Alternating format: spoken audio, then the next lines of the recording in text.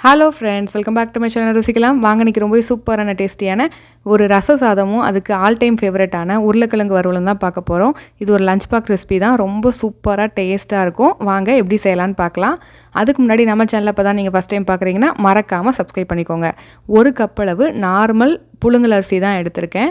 இது கூடவே 1/4 கப்புக்கும் கம்மியாக ஒரு 2 டேபிள் ஸ்பூன் அளவுக்கு எடுத்துக்கிட்டால் கூட போதும். துவரம் பருப்பு எடுத்திருக்கேன். இதை ரெண்டையும் நல்லா கழுவி எடுத்துகிட்டு வந்துடலாம். பாருங்கள், இதை நல்லா நான் கழுவி எடுத்துகிட்டு வந்துட்டேன். இதில் கொஞ்சமாக அது முங்குற அளவுக்கு தண்ணி ஊற்றி வச்சுருங்க. நம்ம மற்றதெல்லாம் ரெடி பண்ணுற வரைக்கும் இந்த அரிசியும் பருப்பும் கொஞ்சம் ஊறட்டும். இப்போ ஒரு மிக்ஸி ஜாரில் 1 டீஸ்பூன் அளவுக்கு ஜீரகம், 1 டீஸ்பூன் அளவுக்கு மிளகு சேர்த்து ஒன்றும் பாதியமாக திரித்து எடுத்துகிட்டு வந்துடுங்க. இந்த மாதிரி பண்ணால் போதும். இப்போ இது கூடவே ஒரு 4 பல் அளவு பூண்டு சேர்த்துக்கோங்க. ரொம்ப சூப்பராக டேஸ்ட்டாக இருக்குங்க. இது கூடவே நல்லா ஃப்ரெஷ்ஷான கருவேப்பிலை சேர்த்து இதை ஒரு ஓட்டை ஓட்டி எடுத்துகிட்டு வந்துடுங்க. போதும், ரொம்ப மையாக அரைக்க வேண்டாம். இந்த அளவுக்கு அரைச்சா போதும். இப்போ ஒரு குக்கரில் கொஞ்சமாக எண்ணெய் சேர்த்துக்கோங்க. கடுகு உளுந்தம் பருப்பு சேர்த்துக்கோங்க. இது கூடவே நல்ல வர மிளகா ஒரு 2 மிளகாவை இந்த மாதிரி கிள்ளி சேர்த்துக்கோங்க. சேர்த்துட்டு இதை நல்லா ரோஸ்ட் பண்ணி எடுத்துக்கலாம். கடுகு உளுந்தம் பருப்பு எல்லாம் நல்லா வெடித்து வந்ததும் இப்போ இது கூட நம்ம அரைச்சி வச்சுருக்க விழுதை சேர்த்துக்கலாம். இது இந்த மாதிரி கன்சிஸ்டன்சியில் தான் இருக்கணும். கொஞ்சம் கொரகொரப்பாக இருக்கணும், அப்போ தான் டேஸ்ட்டாக இருக்கும். இப்போ இதை சேர்த்து இது கூடவே ஒரு டீஸ்பூன் அளவுக்கு பெருங்காயத்தூள் சேர்த்துக்கோங்க. ஒரு 1/4 டீஸ்பூன் அளவுக்கு மஞ்சத்தூள் சேர்த்துக்கோங்க. சேர்த்துட்டு இதை நல்லா இந்த மாதிரி லைட்டாக லோ ஃப்ளேமில் வச்சு வறுத்து எடுத்துக்கோங்க. ரொம்ப நேரம் வதக்கணுங்கிற அவசியம் இல்லை.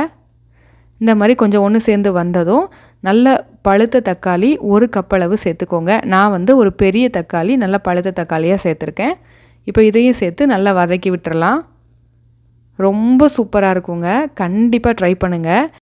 தக்காளி நல்லா மசிஞ்சு வந்ததும் நம்ம ஊற வச்சு வச்சுருக்கிற அரிசியும் பருப்பையும் இதில் சேர்த்துக்கலாம். தண்ணியோடையே சேர்த்துக்கோங்க, நல்லாயிருக்கும். இப்போ இதுக்கு தேவையான அளவு தண்ணி சேர்த்துக்கலாம். நம்ம ஆல்ரெடி ஊற வைக்கிறதுக்கு ஒரு 1/4 கப் அளவு தண்ணி சேர்த்துருப்போம். அது கூட ஒரு 3 கப் அளவு தண்ணி சேர்த்துக்கிறோம். 1 கிளாஸ் அரிசிக்கு 3 கிளாஸ் தண்ணி ஊற்றணும். தேவையான அளவு உப்பு சேர்த்துக்கோங்க. சேர்த்துட்டு நல்லா மிக்ஸ் பண்ணி விட்டுக்கோங்க. இதுக்கப்புறம் இது நீங்கள் உப்பு டேஸ்ட் பண்ணி பார்த்துக்கோங்க. கொஞ்சம் உப்பு தூக்கலாக இருக்கணும், அப்படின்னா தான் சாப்பாடு வெந்து வரும்போது கரெக்டாக இருக்கும்.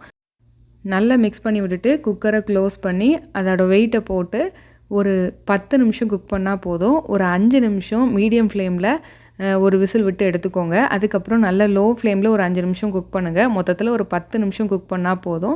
குக் பண்ணி நேச்சுரலாக ஏர் ரிலீஸ் ஆனதுக்கப்புறம் ஓப்பன் பண்ணிங்கன்னா சூப்பரான ரசம் சாதம் ரெடி ஆகிடும். இதில் தான் இப்போ முக்கியமான ஒரு இன்க்ரீடியன்ட் சேர்க்க போகிறோம், புளி.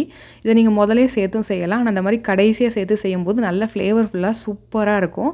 ஒரு லெமன் சைஸ் அளவு புளியை நல்லா தண்ணியில் கரைச்சி சேர்த்துக்கோங்க. இப்போ அடுப்பை ஆன் பண்ணி லோ ஃப்ளேமில் வச்சுக்கோங்க. லோ ஃப்ளேமில் வச்சுட்டு இது கூடவே நல்ல 1 கப் அளவு கொதிக்க இருக்கக்கூடிய தண்ணி சேர்த்துக்கணும். பச்சை தண்ணி சேர்த்துறாதீங்க, நல்லா இருக்காது. சேர்த்துட்டு இப்போ இதை நல்லா மிக்ஸ் பண்ணி விட்டு மீடியம் ஃப்ளேமில் ஒரு 2 நிமிஷம் கொதிக்க விடுங்க. போதும், எனக்கு இந்த 1 கப் அளவு தண்ணியே கரெக்டாக இருந்துச்சு. உங்களுக்கு தேவைன்னா நான் கொஞ்சம் கூட இந்த கன்சிஸ்டன்சி வரதுக்கு சேர்த்துக்கலாம். சேர்த்துட்டு அதுக்கப்புறம் நல்லா இந்த மாதிரி கொதித்து வரும்போது கருவேப்பிலை கொத்தமல்லியில் தூவி நல்லா மிக்ஸ் பண்ணி இறக்குனீங்கன்னா சூப்பரான ரச சாதம் ரெடி ஆகிட்டு ரொம்ப நல்லாயிருக்கும். கண்டிப்பாக ட்ரை பண்ணுங்கள். இந்த புளி தண்ணி, கொத்தமல்லி இலை, கருவேப்பிலை இது எல்லாத்தையும் நீங்கள் ஃபஸ்ட்டே சேர்த்து கூட செய்யலாம். அதுவும் சூப்பராக தான் இருக்கும். ஆனால் இதை விட இந்த மாதிரி செஞ்சு பாருங்கள். உங்களுக்கு அந்த நல்ல ஃப்ளேவர்ஃபுல்லாக புளிப்பு எல்லாம் கலந்து சூப்பராக இருக்கும். இப்போ ரெடி ஆகிட்டு இதுக்கு சைடிஷ் நம்ம உருளைக்கிழங்கு வறுவல் தான் செய்ய போகிறோம். இது ரொம்ப சிம்பிள். ஃபஸ்ட்டு ஒரு கடாயில் கொஞ்சமாக எண்ணெய் ஊற்றிட்டு உருளைக்கிழங்கு நல்லா பொடியாக நறுக்கி சேர்த்துக்கோங்க. உங்களுக்கு பிடிச்ச ஷேப்பில் கட் பண்ணிக்கலாம். இதில் ஒரு 1/4 டீஸ்பூன் அளவுக்கு மஞ்சத்தூள் சேர்த்துக்கோங்க. சேர்த்துட்டு இதை நல்லா ஒன்று போல் வச்சு ரோஸ்ட் பண்ணிக்கோங்க. மீடியம் ஃப்ளேமில் வச்சு ஒரு 5 நிமிஷம் ரோஸ்ட் பண்ணிங்கன்னா போதும், நல்லா வெந்து வந்துடும்.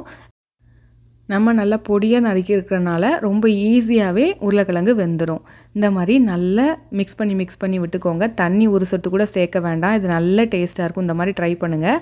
இந்த மாதிரி உருளைக்கிழங்கு நல்லா வெந்து வந்ததும் அதில் கொஞ்சமாக உப்பு, மிளகாத்தூள், அதுக்கப்புறம் ஒரு 1/4 டீஸ்பூன் அளவுக்கு ஜீரகத்தூள் சேர்த்துக்கோங்க. சேர்த்துட்டு இதை நல்லா மிக்ஸ் பண்ணி விட்டுட்டு மறுபடியும் ஒரு 2 நிமிஷம் நல்லா ரோஸ்ட் பண்ணிக்கோங்க. அவ்வளோதான், சூப்பரான உருளைக்கிழங்கு ஃப்ரை ரெடி ஆகிட்டு ரொம்ப டேஸ்ட்டாக இருக்கும். கண்டிப்பாக ட்ரை பண்ணி பாருங்கள். இந்த 2 காம்பினேஷன் அல்டிமேட்டாக இருக்கும். இதே மாதிரி நிறைய சிம்பிளான ரெசிபி நம்ம சேனலில் இருக்குது. ஸோ மறக்காமல் செக் பண்ணி பாருங்கள். இன்றைக்கி ஸ்நாக்ஸுக்கு மாதுளம்பழம் தான் வச்சுருந்தேன். இதே மாதிரி என்னோட இன்ட்ரெஸ்டிங்கான ரெசிபியோட சந்திக்கலாம். தேங்க்ஸ் ஃபார் வாட்சிங்.